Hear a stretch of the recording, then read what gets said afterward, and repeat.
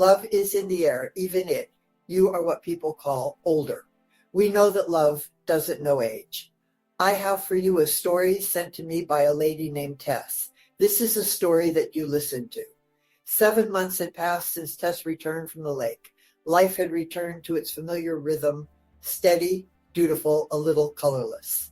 Tess had resumed her place as the reliable one, smoothing over office crises, running errands for her mother, organizing birthday cakes for coworkers, pretending it was enough. But something lingered from those 2 weeks away, a quiet ache, a whisper of something more. One crisp Friday evening, her friend Val, sharp, loud, and loyal, who ran her parents' deli across from Tess's office, dragged her out for dinner. No excuses, Val had said. You're wearing something not beige, and we're getting wine that costs more than $15. Just before they reached the restaurant, Val tugged Tess's arm and said, let's pop into this new gallery right beside the restaurant. I keep hearing about it. The forest paintings, remember? Everyone says they're magic. The gallery was small but bright, its white walls glowing beneath warm lighting. The paintings were just as the rumor said, misty green forests, shafts of gold light filtering through the trees, ghostly deer in the distance, birds in mid-flight. There was a hush in the room, like the air after snowfall. Tess felt her chest open as if breathing for the first time in days. A woman beside them leaned over and whispered with a playful smile, did you know there's a dog in every painting? Hidden.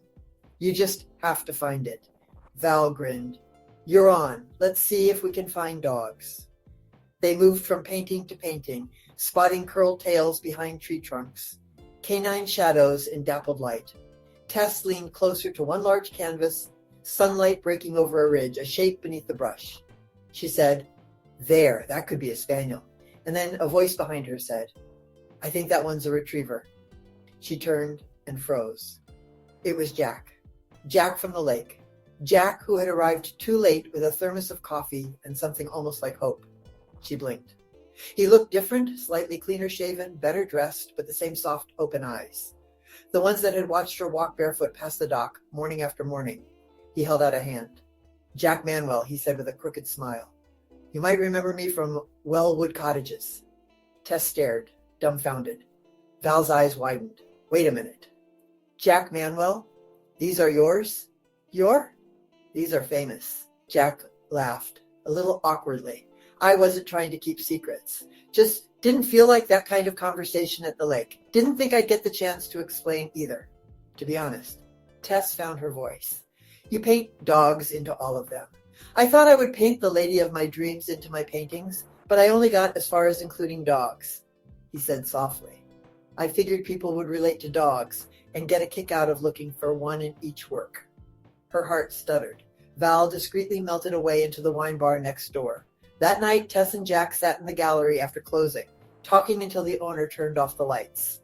He told her about his life as an artist, about how he escaped to the lake every summer to disappear from the noise of the art world. Tess told him a lot about her life that she claimed was dull and boring. He hadn't planned on being so interested in a woman he had only ever seen walking past with a book in her hand. He had never married but wished he had.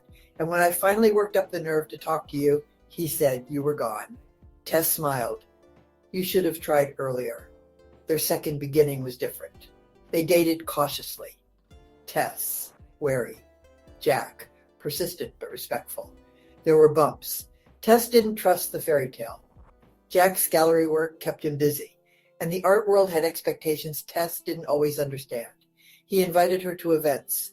She felt like a stranger in rooms of people who said things like narrative composition and light displacement.